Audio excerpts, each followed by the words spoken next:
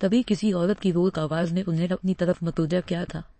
وشما نے سکون بھری سانس خارج کی تھی کہ ڈاکٹر ان سے نہیں کسی اور سے مخاطب تھا تو کسی کی موت کا سن کے دل کا مقام، مگر ان تینوں نے بے ساختہ شکل ادا کیا تھا کہ یہ خبر ان کے لیے نہیں تھی۔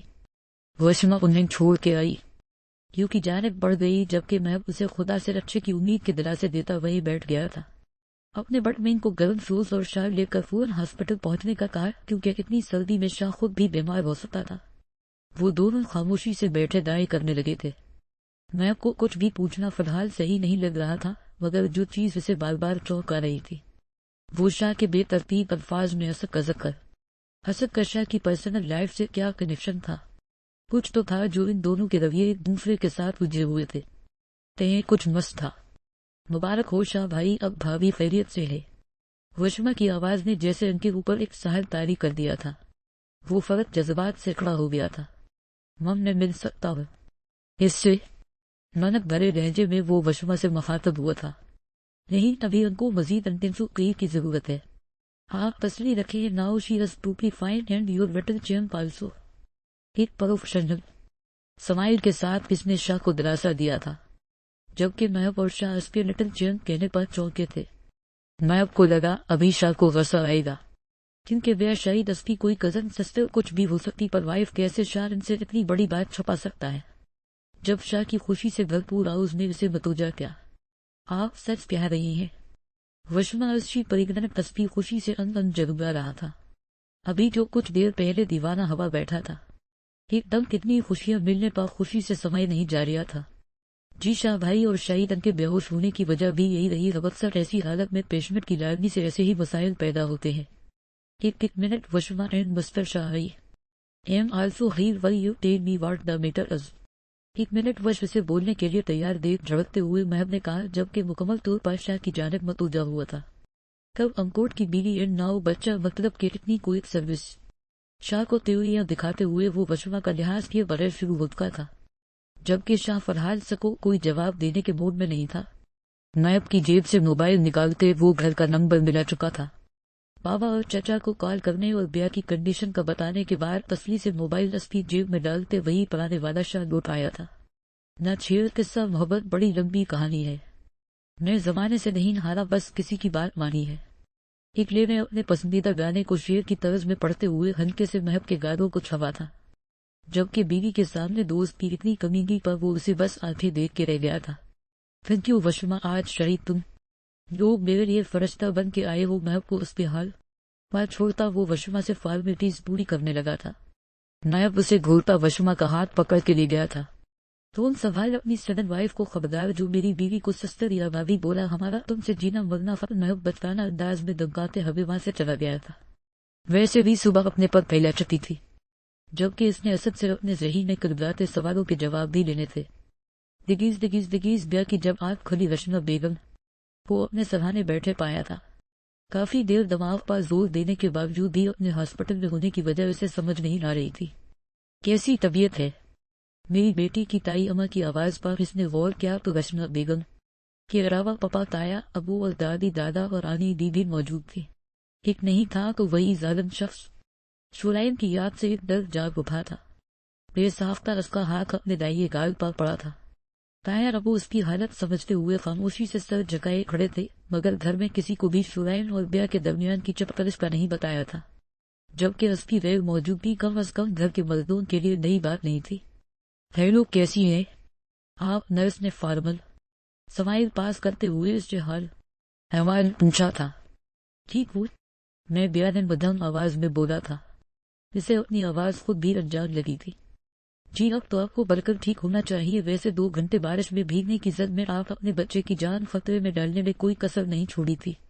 اپنا بچہ زیردب ہلکی سی جنگ چھوڑی تھی، جبکہ تائی اماں اور وشما بیگم کے کان نرس کی بات پر کھڑے ہوئے تھے۔ کیا کہا بیٹی؟ تائی بیگم نے ایک بار پھر استفسار کیا تھا۔ آیا انہیں سننے میں غلطی ہوئی نہ ہوئی وہ آپ ان کی؟ نرس نے سوالیہ نظروں سے انہیں دیکھا۔ میں ساس ہوں، بیا کی وہ خوشدلی سے ہوئی۔ مبارک ہو شاید آپ کو ان کے ہسبینڈ نے بتایا نہیں؟ شی از پریگننٹ۔ نرس نے افسردہ چہروں پر مسکان واپس لا دی تھی، جبکہ وشما بیگم نے حیرت سے بیا کو دیکھا جو شرم کے مارے ان سے آنکھ ہی نہیں ملا پا رہی تھی۔ جبکہ تائی ماں بھاگ کے تایا کو خوشخبری سنانے چل دی تھی جو بھوتکا تھا۔ اس پر مزید کیا پچھتاوا، مگر انہیں لگا تھا 4 رن کے وعدے کا بھر بیٹھے گا۔ آگے بڑھ کے انہوں نے بیا کے سر پر بوسہ دیا تھا۔ سدا خوش رہو میری جان۔ ناراضگی بھرے وہ بیا کو گلے لگائے ہوئی، بیا کی آنکھوں سے نکلے آنسو ان کی چادر میں جذب ہو گئے تھے۔ دگیز دگیز دگیز محبت سے تمام واقعات جاننے کے بعد بہت زیادہ پریشان بھوتکا تھا۔ حسد کی نادانی تھی کہ وہ ایک شادی شدہ لڑکی کے پیچھے بھاگا تھا جو کہ ان کے دوست کی غزت تھی، مگر اس کا کہنا تھا کہ بیا کی جانب سے کوئی رسپانس نہ ملنے پر اس نے اپنے قدم واپس بڑھا لیے تھے۔ لیکن کل اچانک نیا کی کال اور یہ سب کچھ، وہ بھی پریشان ہو اٹھا۔ اس کے جذبات اپنی جگہ، مگر بیا کے لیے اس حد تک بلا اس نے بھی نہیں سوچا تھا، اور جب کہ حقیقت واضح تھی، شاہ کا اسپیرٹ پاگل پن وہ محب کے منہ سے سن چکا تھا، اس سب سے بڑھ کے کہ وہ شاہ کے بچے کی ماں بننے والی ہے۔ ہاؤ شین آن یہ اصل مسلسل محب اور اپنے درمیان ہونے والی گفتگو سے اپسیٹ ہو رہا تھا۔ آئی وش کہ میرا کبھی شاہ سے سامنا نہ ہو، اور شاہی آسمان پا حسفیدہ قبولیت کا درجہ پا گئی ہے۔ عشق ہمیں برباد نہ کرے، عشق نہ چھیڑ رہا کہ ہم بھولے ہو کو یاد نہ کر، پہلے ہی بہت ناشاد ہے ہم تو، ہمیں ناشاد نہ کر، قسمت کا ستم ہی کم نہیں، کچھ یہ تازہ ستم ایجاد نہ کر، ایون ظلم نہ کر، بیدار نہ کرے، عشق ہمیں برباد نہ کر، راتوں کو اٹھ کر روتے ہیں، رو کے دائیں کرتے ہیں، آنکھوں میں تصور میں خمشتر دھنتے ہیں، آہیں بھرتے ہیں، ہے عشق یہ کیسا روگ لگائے جیتے ہیں، نہ ظالم مرتے ہیں، یہ ظلم تو یہ جرات نہ کرے، عشق ہمیں برباد نہ کر، جس دن سے بندھا ہے جہاں طرح گھبرائے ہوئے سے رہتے ہیں، ہر وقت تصور کر کے شرمائے ہوئے سے رہتے ہیں، کملائے ہوئے پھولوں کی طرح کملائے ہوئے سے رہتے ہیں، پامال نہ کر، برباد نہ کرے، عشق ہمیں برباد نہ کر۔ دگیز دگیز دگیز وہ پکس سے نائلہ کی جانب سے بھجی گئی تھی۔ وہ حیران تھا کہ نائلہ بلا بیا تک کیسے رسائی حاصل کر سکتی ہے، لیکن کہانی کے پتے سمجھنے کے بجائے مزید الجھے بھی تھے۔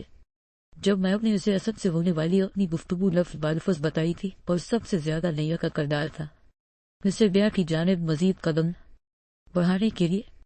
جھوٹا آدمی ہے وہ، اس کی نظر پہلے دن سے بیا پر تھی جب سے اسے مان صحرا میں دیکھا تھا۔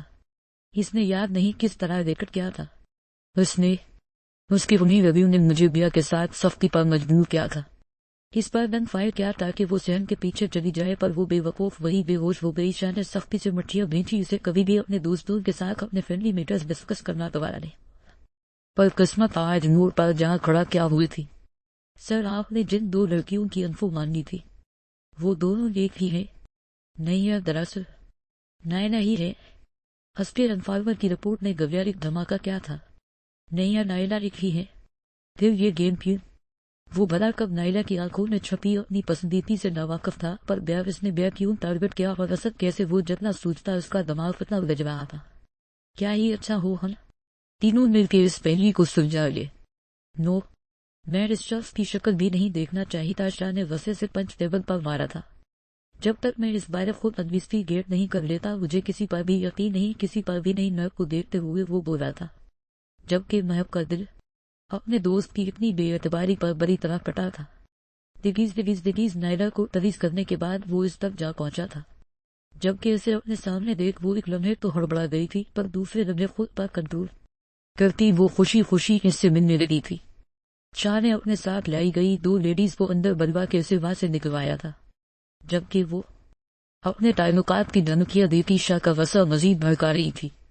ڈاکٹر سیو نے اسے بند کرتے ہوئے شاہ نے اس کے آخری سچ تک کہانی سامنے لانے تک اسے ٹائٹل دینے کا حکم دیا تھا، جبکہ باقی سب اسفِ غصے کے پیش نظر خاموش تھے۔ لیکن یہاں معاملہ اسفی زندگی کا تھا، وہ اتنی آسانی سے اپنے دشمنوں کو نہیں بخشتا تھا۔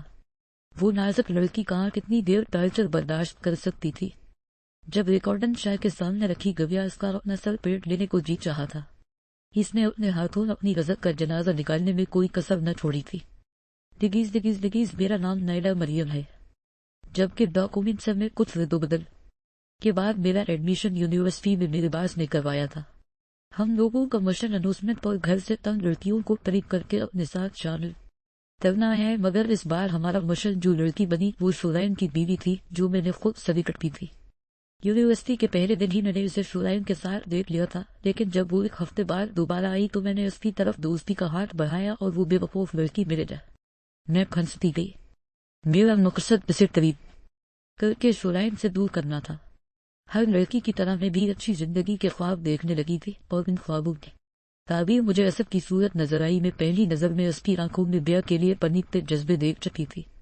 میں شعلین کو طریق نہ کرنے کے لیے اور بیاہ کو اس سے مزید بدظن کرنے کے لیے میں نے سوچے سمجھے پلان اور بہانے سے بیاہ اور اسد کو مارنے بلایا تھا، تاکہ شعلین کو ان کی قربت کے لمحات دکھائے جائیں۔ لیکن شعلین نے وہاں آ کے خود بیاہ کو وہاں دیکھ لیا، جس سے ہمارا کام اور بھی آسان ہو گیا۔ اسد اور میں نے مل کے شعلین اور میری تصاویر بنا کے بیاہ کے لیے مزید راستے کھولے، مگر ہماری تمام تر کوششوں کے باوجود بیاہ نے اسد کے ساتھ کوئی بھی واسطہ رکھنے سے انکار کر دیا تھا۔ پھر میں نے اس کی برتھ ڈے والے دن اپنی کوشش کرنی چاہیے، اور میں کامیاب بھی ہو گئی تھی۔ اپنے پلان کے مطابق جب شعلین کو تصویریں بھیجے، مگر اس کا فوراً ریئیکشن مجھے گھبراہٹ میں مبتلا کر دیا تھا۔ اپنی کال کرنے سے پہلے میں نے کنفرنس کال اسد کو ملا دی، اور پھر اس کے بعد میں نے کچھ دن کنارہ کر لیا۔ وہ روتے ہوئے چپ ہو گئی تھی، جبکہ شاہ اپنے دل میں اتنے ملال لیے بیٹھا تھا۔